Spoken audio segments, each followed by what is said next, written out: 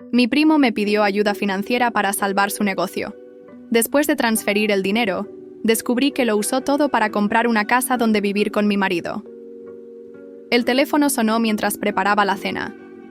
Era un miércoles común, de esos que se pierden en la memoria porque nada especial ocurre. Al menos eso pensaba yo. Cuando contesté, la voz de Pablo, mi primo, sonaba desesperada. «Carolina, necesito hablar contigo. Es urgente». Algo en su voz me alarmó. Pablo siempre había sido el primo exitoso, dueño de una pequeña empresa de importación que parecía prosperar.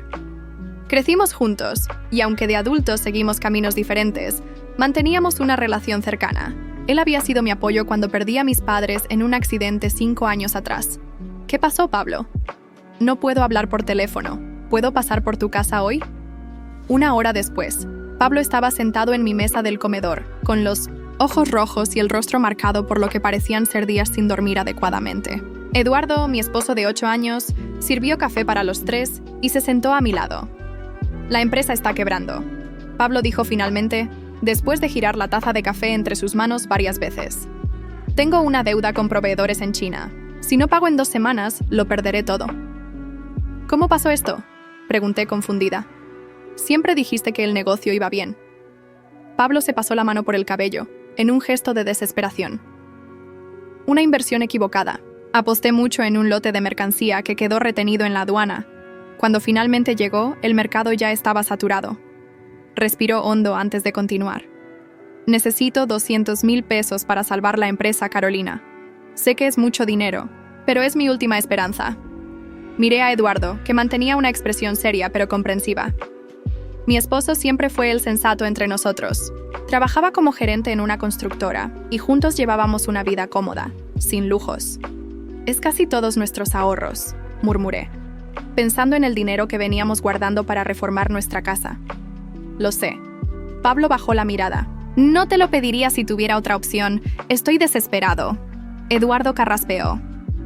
«¿Cuánto tiempo te tomaría devolvernos el dinero si logramos prestártelo?»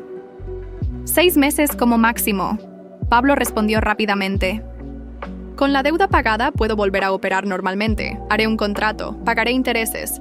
Vi a Eduardo mirarme con esa expresión que conocía bien.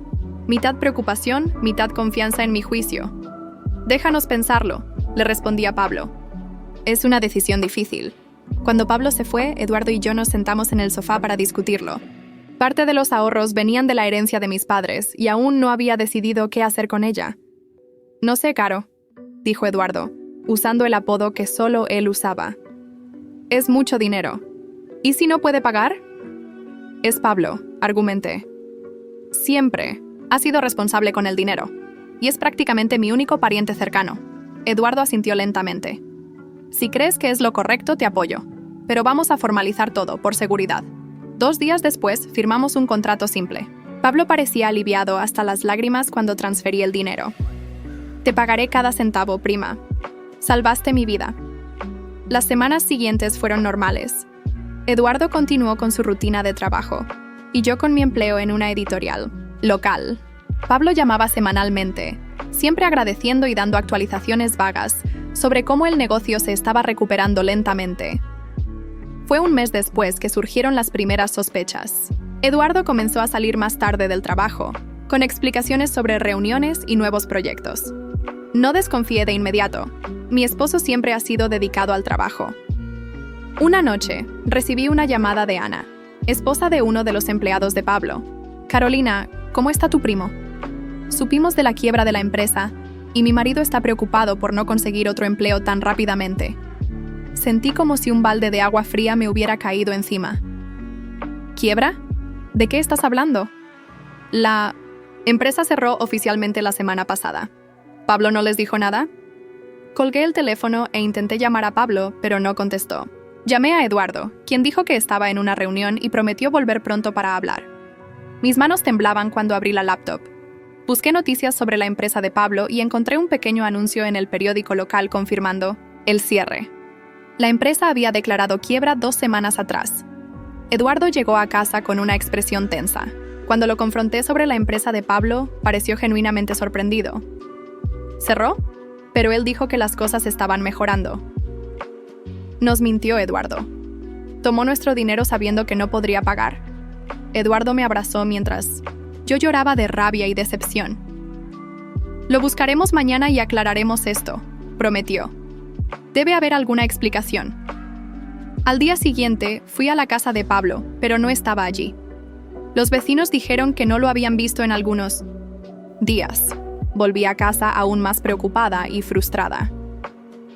Fue entonces cuando encontré el celular de Pablo bajo el asiento del pasajero de mi auto. Debió haberlo dejado caer la última vez que le di un aventón, semanas atrás. Normalmente no reviso las cosas de otros, pero la situación era desesperada. Necesitaba alguna pista del paradero de mi primo. El celular estaba sin batería. Lo puse a cargar y cuando lo encendí, no tenía contraseña.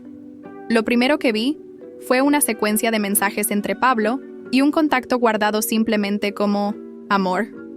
Con el corazón latiendo aceleradamente, comencé a leer, desplazándome hacia arriba para ver el historial de la conversación. El primer mensaje que llamó mi atención era de 3 meses atrás. Ya hablé con ella. Carolina nos prestará el dinero. Confía en mí ciegamente. La respuesta del amor me dejó helada. ¿Estás seguro que no sospechará? ¿Y si descubre que queremos el dinero para la casa? Tranquilo, inventé una historia perfecta sobre problemas en la empresa. Cayó como un pez. Pronto tendremos nuestro nido de amor lejos de miradas curiosas. Seguí leyendo. Cada mensaje empeoraba la situación, hasta que vi una foto adjunta a una de las conversaciones, la imagen de una bonita casa de 2 pisos con un pequeño jardín. Nuestra futura casa. ¿Qué te parece? Conseguí un buen precio. La respuesta del amor me hizo desplomarme en la silla. Perfecta. No puedo esperar a que vivamos juntos, lejos de ella. Te amo, Pablo. Eres el mejor primo que el destino podría haberme dado. Pero fue la respuesta de Pablo lo que hizo que el mundo girara a mi alrededor. Eduardo, eres el amor de mi vida. Solo te pido un poco más de paciencia. Pronto estaremos juntos para siempre. Eduardo. Mi Eduardo. El hombre con quien estaba casada desde hace 8 años era el amante de mi primo, y juntos me habían robado. Mi mente no procesaba lo que acababa de descubrir. Releí los mensajes varias veces, tratando de encontrar otra explicación, pero no había ninguna. Las palabras eran claras. Mi esposo y mi primo eran amantes, y habían usado mi dinero para comprar una casa juntos. Oí los pasos de Eduardo acercándose a la habitación. Rápidamente apagué el teléfono y lo escondí en el cajón de mi mesa de noche. Necesitaba tiempo para pensar, para planear. ¿Todo bien?, preguntó Eduardo al entrar. Tienes una cara.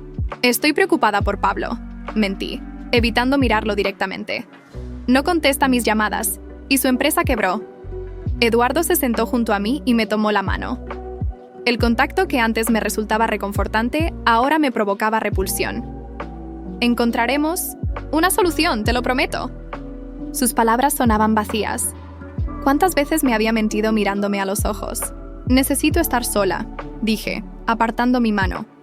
Voy a dar un paseo. Salí de casa sin rumbo fijo. Las calles del barrio, tan familiares, ahora parecían ajenas. Mi vida entera había sido una farsa. 8 años de matrimonio basados en una mentira. Después de caminar 1 hora, tomé una decisión. Necesitaba pruebas concretas, no solo mensajes. Si iba a confrontarlos, debía hacerlo con toda la información posible. Al día siguiente, esperé a que Eduardo saliera al trabajo. Revisé nuevamente el teléfono de Pablo y encontré la dirección de la casa en los mensajes. Estaba en un barrio residencial a las afueras de la ciudad. Tomé mi auto y conduje hasta allí. La casa era exactamente como en la foto. Una construcción moderna de 2 pisos con un pequeño jardín delantero. Había un auto estacionado que no reconocí. Me quedé observando desde la acera de enfrente, sin saber qué hacer. ¿Y si tocaba el timbre? ¿Qué diría si Pablo estaba allí? Mi debate interno se interrumpió cuando la puerta principal se abrió. Era Pablo, vestido casualmente con jeans y una camiseta. Salió y cerró la puerta, sin notar mi presencia. Subió al auto estacionado y se alejó. Era mi oportunidad. Crucé la calle y miré por una de las ventanas laterales. La casa estaba parcialmente amueblada, con cajas de mudanza aún sin desempacar. En la pared de la sala vi algo que me hizo temblar. Una foto enmarcada de Eduardo y Pablo abrazados en una playa. Tomé fotos con mi celular como evidencia. Luego volví a mi auto y esperé. No sabía exactamente qué estaba esperando, pero sentía que debía quedarme. 2 horas después, un auto familiar se detuvo frente a la casa. Era nuestro segundo auto, el que Eduardo usaba para ir al trabajo. Mi esposo bajó, mirando alrededor antes de usar una llave para abrir la puerta principal. Sentí náuseas. No había ninguna reunión de trabajo. Era solo otra mentira. Esperé, media hora más antes de volver a casa. No podía confrontarlos aún. Necesitaba saber más. Al día siguiente, revisé los extractos bancarios de nuestra cuenta conjunta. Descubrí retiros pequeños pero constantes durante los últimos 2 años. Eduardo había estado desviando dinero poco a poco, probablemente para no levantar sospechas. También encontré documentos de la transferencia que había hecho a Pablo. El dinero había sido movido directamente a una cuenta a nombre de Inmobiliaria del Valle. Una búsqueda rápida me confirmó que era la agencia que manejaba la venta de propiedades en el barrio donde estaba la casa. Con las pruebas reunidas, decidí confrontar primero a Pablo. Era mi primo, mi familia. Quería escuchar su versión antes de encarar a Eduardo. Lo llamé desde otro teléfono y él contestó al segundo timbre. Diga. Pablo, soy Carolina. Necesitamos hablar. Sé todo sobre la casa. Hubo un largo silencio antes de que respondiera. No, sé de qué estás hablando. Tengo tu teléfono. Vi los mensajes con Eduardo. Vi la casa ayer. Otro silencio. Luego un suspiro. Está bien. Hablemos. Pero no le digas nada a Eduardo todavía. Acordamos encontrarnos en una cafetería neutral. Cuando llegué, Pablo ya estaba sentado en una mesa del fondo, con aspecto nervioso. Carolina, puedo explicarlo. Comenzó apenas me senté. Adelante. Explícame cómo tú y mi esposo me robaron. No fue así, respondió, pasándose una mano por el pelo. Eduardo y yo. Esto no estaba planeado, nos enamoramos. Lo miré con incredulidad. ¿Y robarme mi dinero? ¿Eso tampoco estaba planeado? Fue idea de Eduardo, dijo Pablo, bajando la voz.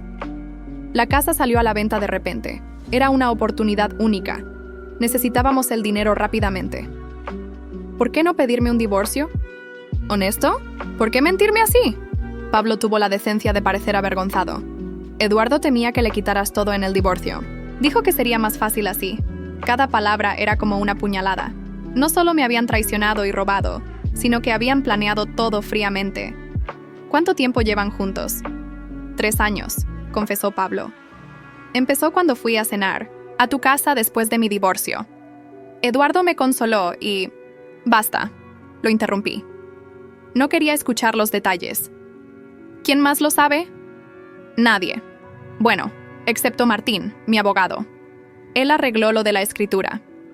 Eso explicaba por qué la casa no estaba a nombre de ninguno de ellos directamente. ¿Y la empresa de verdad quebró? Pablo negó con la cabeza. Tiene problemas, pero nada grave. Fue la excusa que encontramos para pedirte el dinero. No podía seguir escuchando. Me levanté, temblando de rabia. Carolina, espera. Podemos arreglar esto. Te devolveremos el dinero. ¿Cuándo? ¿Cuándo?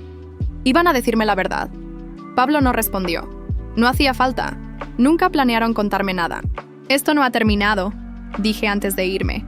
Salí de la cafetería con la mente acelerada. Quería gritar, romper cosas, pero sobre todo, quería justicia. En el auto, respiré profundo varias veces intentando calmarme. Necesitaba pensar con claridad. Mi primer impulso fue volver a casa y confrontar a Eduardo, pero algo me detuvo. Si él y Pablo habían sido capaces de engañarme durante 3 años, ¿qué garantía tenía de que me dirían la verdad ahora? Necesitaba un plan. Conduje hasta el bufete de abogados donde trabajaba mi amiga Laura. No teníamos cita, pero la recepcionista me dejó pasar cuando vio mi estado. Carolina, ¿qué sucede?, preguntó Laura al verme entrar a su oficina. Le conté. Todo. El engaño, la relación secreta, la casa comprada con mi dinero. Laura escuchó sin interrumpir, tomando notas. Esto es grave, dijo finalmente. Lo primero que debes saber es que tienes derechos. El dinero era parcialmente tuyo y hay un delito de estafa. ¿Qué debo hacer? Necesitamos evidencia sólida. Los mensajes del teléfono son un buen comienzo, pero necesitamos más. Extractos bancarios, pruebas de la compra de la casa, testigos. Laura elaboró un plan legal metódico. Primero, documentaríamos todo. Luego, presentaríamos una demanda para recuperar mi dinero y posiblemente por daños adicionales. ¿Y el divorcio?, pregunté. Es lo más sensato, respondió Laura. Pero debemos ser estratégicas. Si Eduardo sospecha lo que planeamos, podría ocultar bienes o dificultar el proceso. Salí de la oficina con instrucciones claras. Recopilar pruebas sin levantar sospechas. La parte más difícil sería fingir normalidad frente a Eduardo. Esa noche, cuando volvió a casa, me encontró preparando la cena como cualquier otro día. Me costó un esfuerzo sobrehumano sonreírle. ¿Cómo estuvo tu día?, pregunté, evitando sus ojos. Bien, mucho trabajo, respondió, besándome en la mejilla. ¿Supiste algo de Pablo? No, mentí. Sigue sin contestar mis llamadas. Durante la cena, Eduardo habló sobre su trabajo y nuevos proyectos. Cada palabra sonaba falsa ahora que conocía su secreto. Me preguntaba cuántas otras mentiras había creído durante nuestro matrimonio. ¿Te sientes bien?, preguntó al notar mi silencio. Solo preocupada por el dinero, respondí. Era casi todos nuestros ahorros. Eduardo me tomó la mano por encima de la mesa. No te preocupes, encontraremos a Pablo y resolveremos esto. Confía en mí. Su hipocresía me revolvió el estómago, pero logré mantener la compostura. Siempre confío en ti, dije, sintiendo el sabor amargo de la mentira. Los días siguientes seguí el plan de Laura meticulosamente. Recogí todos los extractos bancarios de los últimos 3 años. Fotografié documentos importantes. Hice copias de nuestros impuestos y declaraciones de bienes. También investigué sobre la casa. Visité la inmobiliaria con la excusa de buscar propiedades en la zona. Conseguí hablar con el agente que había gestionado la venta. Fue una transacción rápida, me explicó sin sospechar nada. El señor Rodríguez estaba muy interesado en cerrar cuanto antes. ¿Rodríguez?, pregunté confundida. Sí, Pablo Rodríguez. Él y su pareja estaban muy entusiasmados con la propiedad. ¿Recuerda al otro comprador?, presioné. No recuerdo su nombre, pero venía seguido a ver los avances. Alto, traje elegante, muy específico con los detalles de la casa. Eduardo, sin duda. Pedí copias del expediente de venta con la excusa de estar interesada en una propiedad similar. El agente, ansioso por una nueva venta, me proporcionó la información sin problemas. Laura estaba satisfecha con las pruebas recopiladas. Esto es suficiente para iniciar acciones legales, me dijo después de revisar todo. La pregunta es, ¿estás lista para el siguiente paso? El siguiente paso implicaba confrontar a Eduardo y presentar la demanda formal. Significaba que mi matrimonio terminaría oficialmente y que probablemente perdería al único familiar que me quedaba, pero también significaba recuperar mi dignidad. Necesito un poco más de tiempo, decidí. Quiero asegurarme de que no puedan esconder nada. Laura asintió. Es comprensible. Mientras tanto, seguiremos documentando todo. En casa, la situación se volvía cada vez más tensa. Eduardo notaba mi distancia, pero lo atribuía a la preocupación por Pablo y el dinero perdido. Incluso intentó consolarme varias veces, lo que hacía todo más difícil. Una tarde, mientras Eduardo estaba en el trabajo, recibí una llamada de Pablo. Carolina, necesitamos hablar. Sonaba nervioso. Eduardo sospecha que sabes algo. ¿Por qué piensa eso? No lo sé. Dice que estás actuando extraño. Tiene miedo de que descubras lo nuestro. Esta información era valiosa. Si Eduardo sospechaba, podría comenzar a tomar precauciones. ¿Qué te sugirió hacer?, pregunté, manteniendo un tono neutro. Quiere acelerar todo. Está pensando en pedirte el divorcio la próxima semana. Sentí un escalofrío. No estaba lista. Aún. Necesitaba más tiempo para asegurar las pruebas. Pablo, necesito que lo calmes. Dile que estoy totalmente enfocada en encontrarte a ti y recuperar el dinero. Que no sospecho nada de ustedes. No sé si puedo seguir con esto, confesó. Pablo, me siento terrible por lo que hicimos. Es muy tarde para arrepentimientos, respondí fríamente. Solo haz lo que te pido. Después de colgar, llamé inmediatamente a Laura. Le expliqué la situación. Tenemos que actuar más rápido, decidió. Si Eduardo planea pedirte el divorcio, Podría estar preparándose legalmente. ¿Qué hacemos? Presentaré una medida cautelar mañana para congelar los bienes compartidos. Y deberías considerar mudarte temporalmente, si las cosas se ponen feas. No terminó la frase, pero entendí la implicación. Hasta ahora, Eduardo no había mostrado signos de violencia, pero la gente acorralada puede ser impredecible. Tengo que volver a casa ahora, dije mirando el reloj. Eduardo llegará pronto. Ten cuidado, advirtió Laura. Recuerda, solo un poco más de tiempo y podremos actuar. Mientras conducía de regreso, mi determinación crecía. Eduardo y Pablo habían jugado conmigo, usando mi confianza y amor contra mí. Ahora era mi turno de mover las piezas. Los siguientes días fueron una carrera contra el tiempo. Laura presentó la medida cautelar para congelar nuestros bienes compartidos sin que Eduardo lo supiera. Mientras tanto, yo seguía fingiendo normalidad en casa. Una mañana, mientras Eduardo se duchaba, revisé su computadora del trabajo que había dejado abierta. Encontré correos entre él y Martín, el abogado de Pablo. Hablaban sobre la transferencia de la propiedad y mencionaban problemas con la documentación. Tomé fotografías de la pantalla con mi celular y seguí revisando. En la carpeta de descargas encontré un documento titulado Irregularidades Escritura PDF. Lo abrí rápidamente. Era un informe detallado sobre problemas en el proceso de compra de la casa. Aparentemente, había irregularidades en cómo se había registrado la propiedad. La escritura tenía inconsistencias que podrían invalidar la compra. Envié el documento a mi correo y borré el registro del envío. Eduardo no podía saber que yo tenía esta información. Ese mismo día llamé a un contacto en la municipalidad, Claudia, una antigua compañera de universidad que trabajaba en el departamento de catastro. Necesito información sobre una propiedad. Le expliqué sin entrar en detalles personales. Es para un asunto legal importante. Claudia accedió a revisar los registros. Me llamó al día siguiente.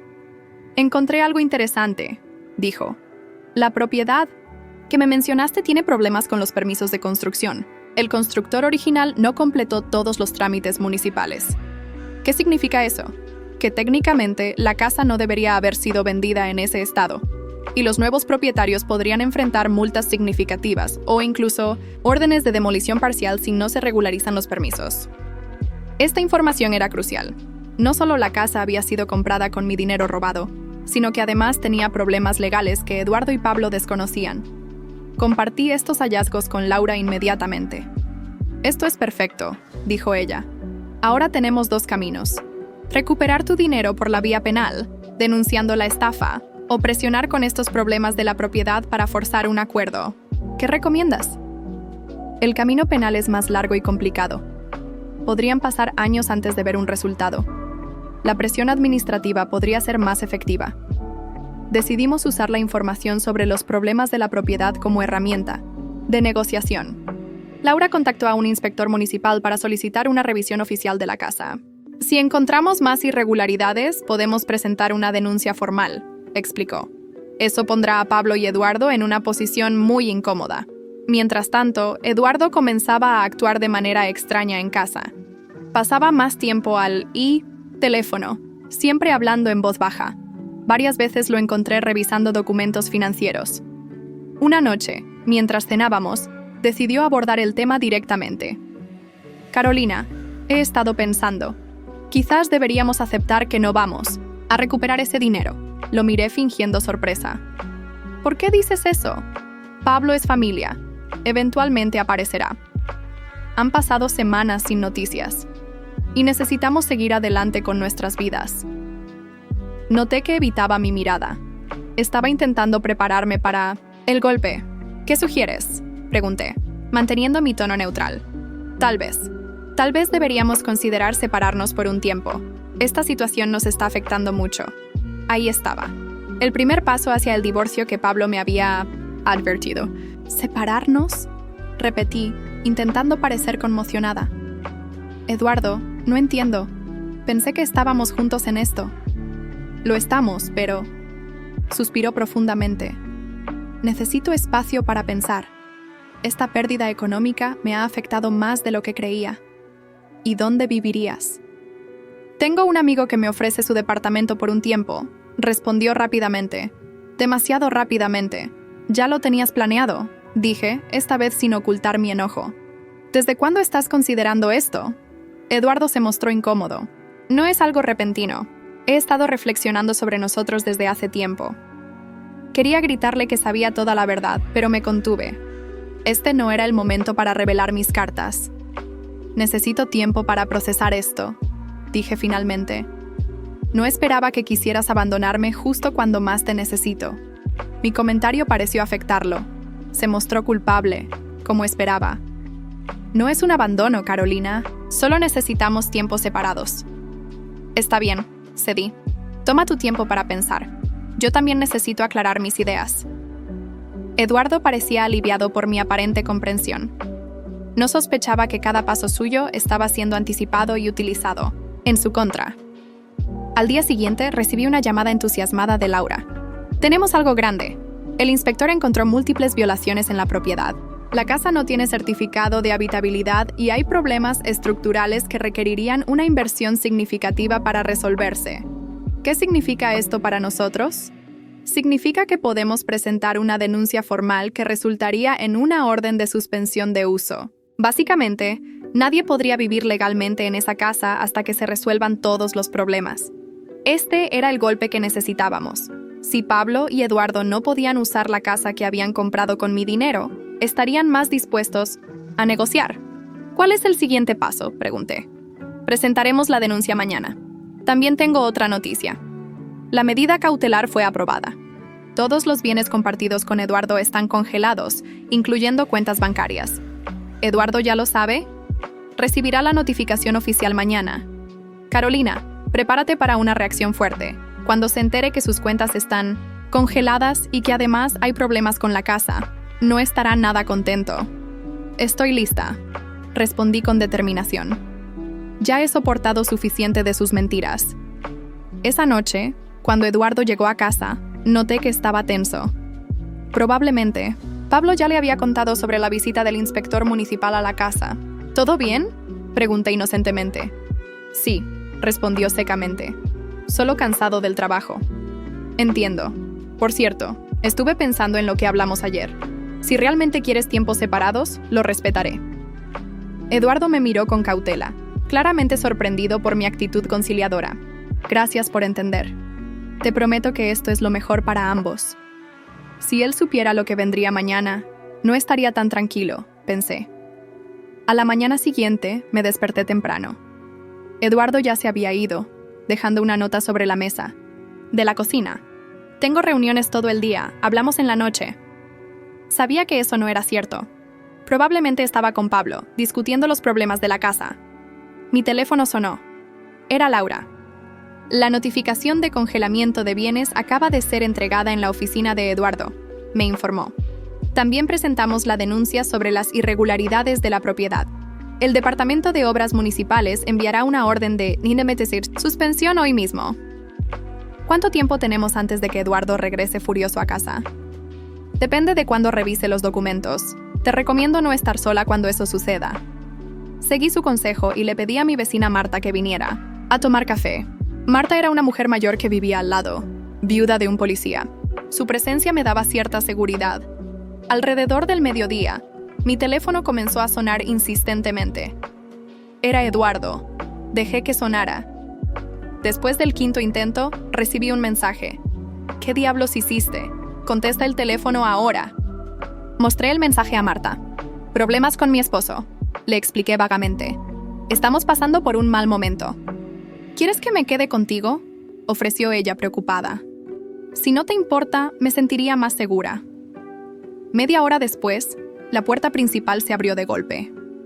Eduardo entró como una tormenta, con el rostro rojo de ira. Se detuvo en seco, al ver a Marta. ¿Quién es ella?, preguntó bruscamente. Mi vecina Marta, respondí con calma. Estamos tomando café. Necesitamos hablar. En privado, exigió. Lo que tengas que decirme, puedes hacerlo delante de Marta, respondí firmemente. No tengo secretos con ella. Era una mentira, pero necesitaba un testigo por si la situación se descontrolaba. Eduardo apretó los puños, claramente conteniéndose. Bien, ¿me puedes explicar por qué nuestras cuentas están congeladas? ¿Y por qué un inspector municipal está poniendo una orden de suspensión en una propiedad que ni siquiera es nuestra? ¿No es nuestra?, pregunté con fingida inocencia. Qué extraño, porque según mis investigaciones, esa casa fue comprada con mi dinero. El mismo dinero que supuestamente prestamos a Pablo para salvar su negocio. Eduardo palideció. No sé. ¿De qué estás hablando? Claro que lo sabes, continué, manteniendo la calma. Tengo todas las pruebas, Eduardo. Los mensajes entre tú y Pablo, las transferencias bancarias, las fotos de ustedes en la casa. Todo. Marta me miró sorprendida, pero se mantuvo en silencio.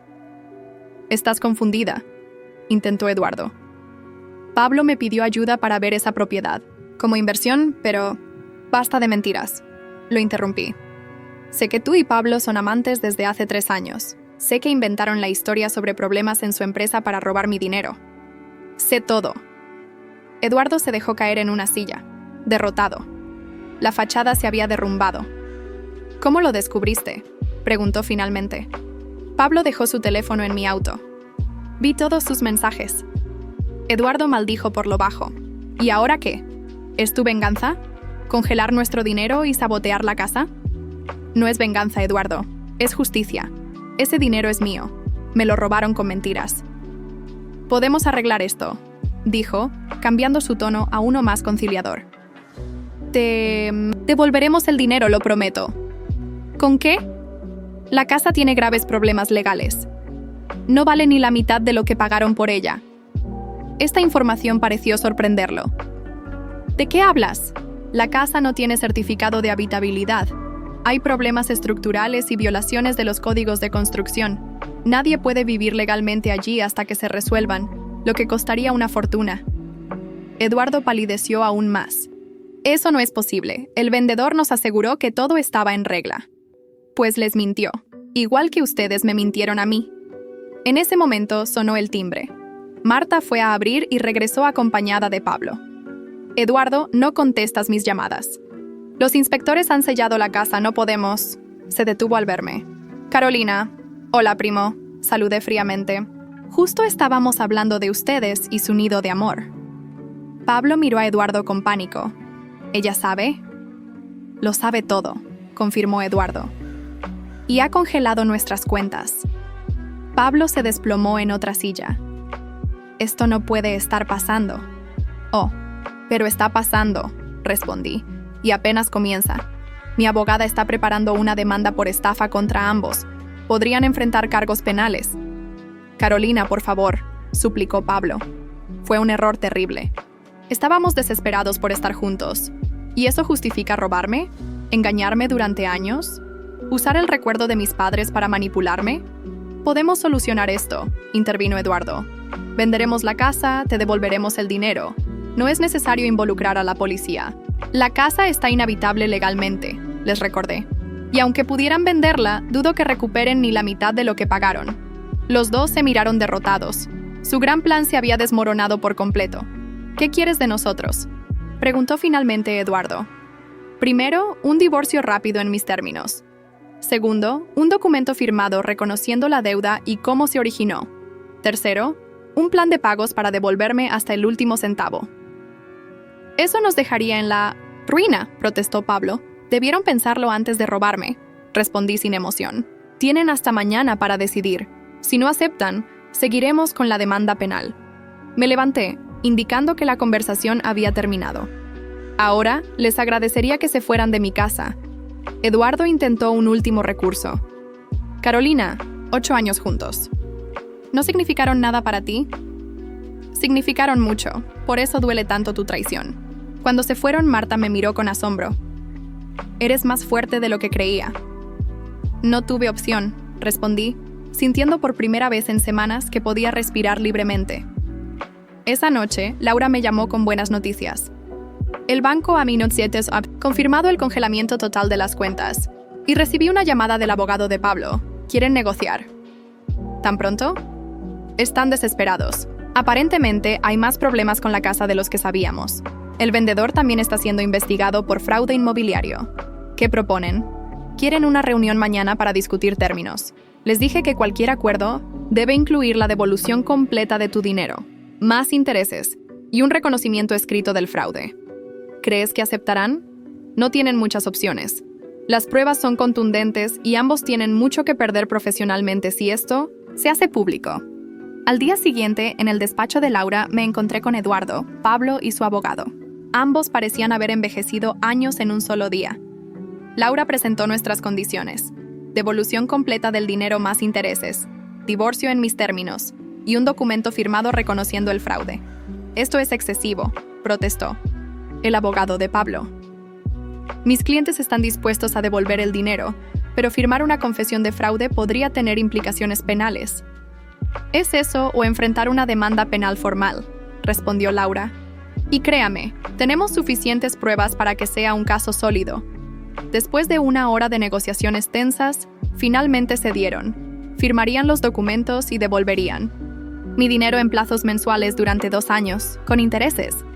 Mientras firmaban, Pablo me miró con remordimiento genuino. «Lo siento, Carolina. Nunca quisimos lastimarte así». «Pero lo hicieron», respondí simplemente. «Y algunas cosas no se pueden reparar con disculpas». Cuando todo estuvo firmado, me sentí extrañamente vacía.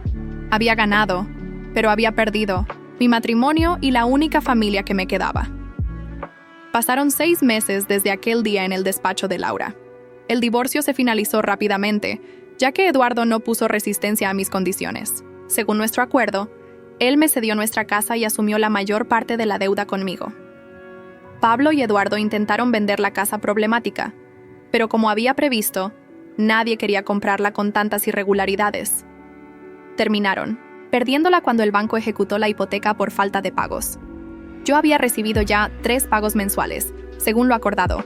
El dinero llegaba puntualmente a mi cuenta, acompañado ocasionalmente de mensajes de Pablo pidiendo perdón. Nunca respondí ninguno. Una mañana de sábado, mientras tomaba café en mi jardín, Laura me llamó. «¿Cómo estás?», preguntó.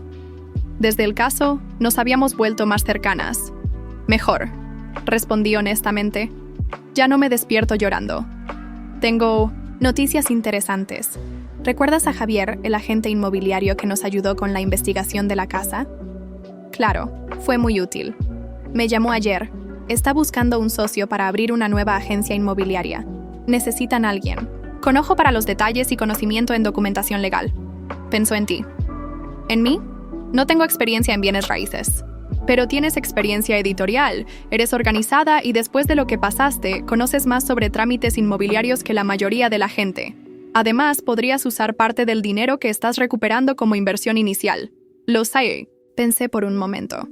Mi trabajo en la editorial era estable, pero no apasionante. Y la idea de ayudar a otras personas a no caer en fraudes inmobiliarios como el que sufrí me resultaba atractiva. ¿Cuándo podría hablar con él?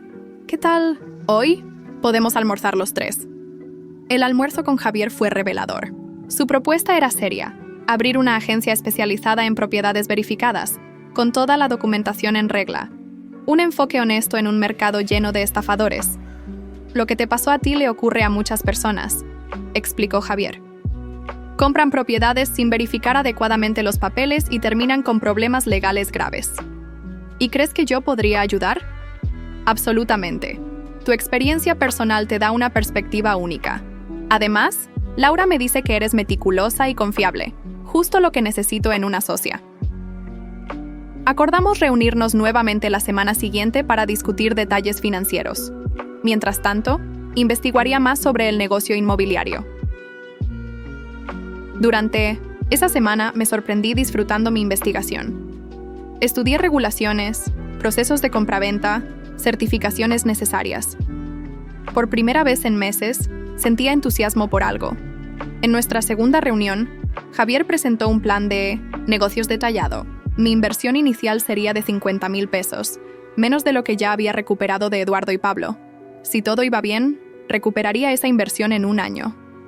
«Me gusta la propuesta», le dije finalmente.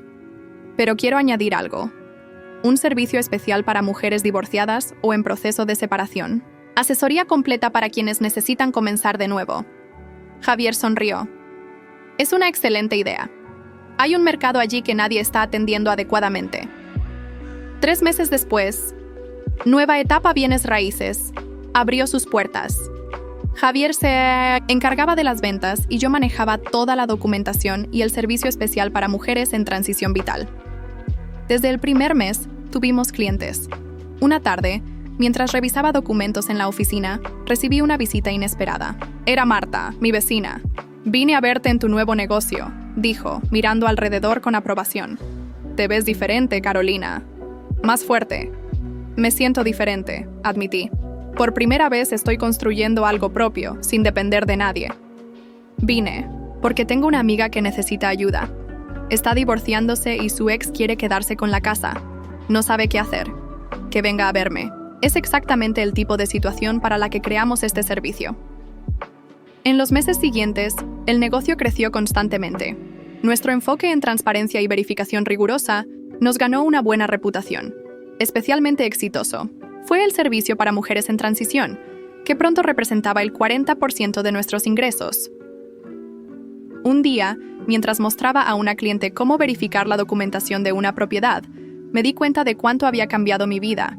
De ser una mujer traicionada y robada, me había convertido en una empresaria exitosa que ayudaba a otros a protegerse.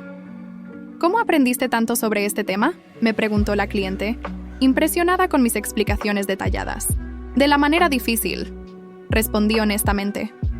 Alguien cercano me engañó y perdí mucho dinero en una propiedad problemática. Decidí que nadie más debería pasar por eso si puedo evitarlo. Mi historia personal se convirtió en parte de la identidad del negocio. No ocultaba mi pasado.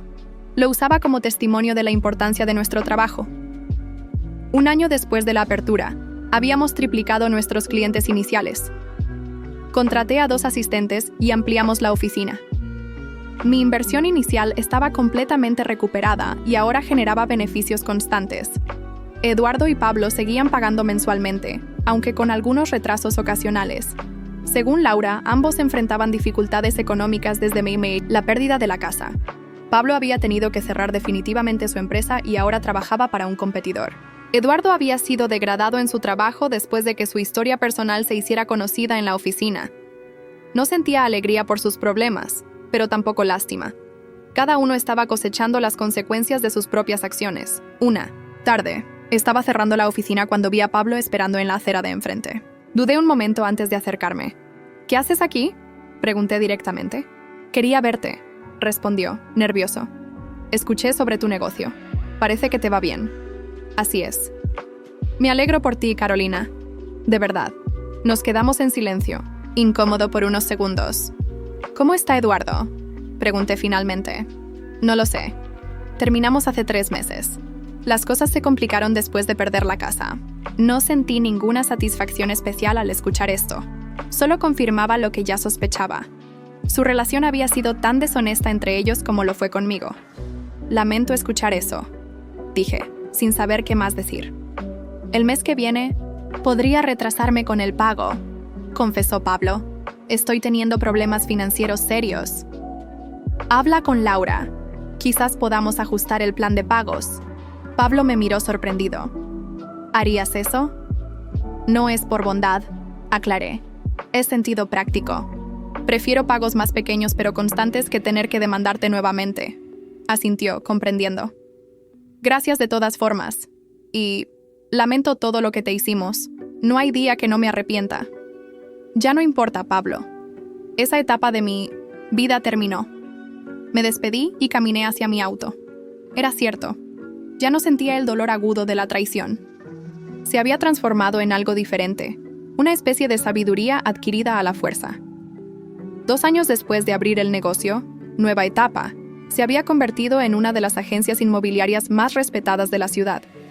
Nuestro servicio, para mujeres en transición, había crecido tanto que abrimos un departamento especial, contratando incluso una asesora financiera y una psicóloga para ofrecer apoyo integral. En una conferencia sobre bienes raíces, conocí a Mateo, un arquitecto, especializado en rehabilitación de edificios históricos. Comenzamos a colaborar profesionalmente, y con el tiempo, surgió una amistad que lentamente evolucionó hacia algo más. A diferencia de mi relación con Eduardo, con Mateo todo fluía con honestidad. Le conté toda mi historia desde el principio, sin ocultar nada. Él apreció mi franqueza y correspondió con la suya. «Lo que viviste fue terrible», me dijo una noche mientras cenábamos. Pero mira lo que construiste a partir de eso. Transformaste el dolor en algo que ayuda a otros. No tuve opción, respondí. ¿Era eso o hundirme? Siempre hay opción. Muchos eligen el resentimiento. Tú elegiste la reconstrucción. Eduardo y Pablo finalmente terminaron de pagar su deuda 3 años después de nuestro acuerdo. El último. Pago llegó con una nota breve de Eduardo. Sé que no merezco tu perdón, pero espero que encuentres la felicidad que yo no supe darte. No respondí. No hacía falta.